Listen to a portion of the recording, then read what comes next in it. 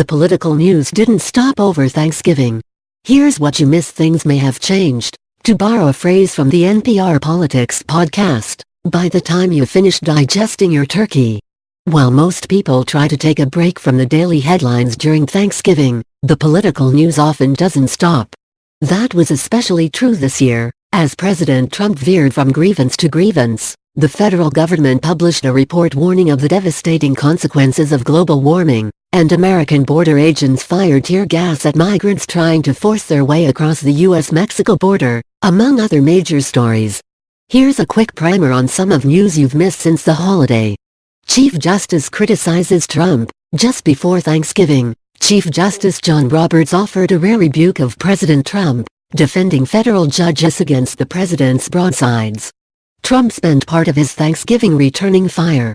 Trump defends Saudi Arabia. After a public conference call with members of the military, Trump defended Saudi Arabia during an impromptu press conference, brushing aside CIA assessments that Crown Prince Mohammed bin Salman personally approved the murder of Saudi journalist Jamal Khashoggi.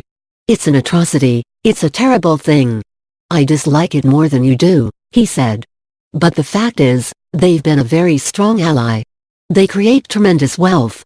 Climate change report signals dark future. The Trump administration is adamantly skeptical of human-caused climate change, and has repealed environmental regulation after environmental regulation.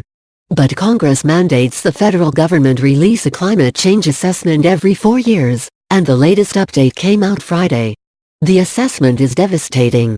From NPR's coverage, climate change is already causing more frequent and severe weather across the U.S., and the country is poised to suffer massive damage to infrastructure, ecosystems, health and the economy if global warming is allowed to continue, according to the most comprehensive federal climate report to date.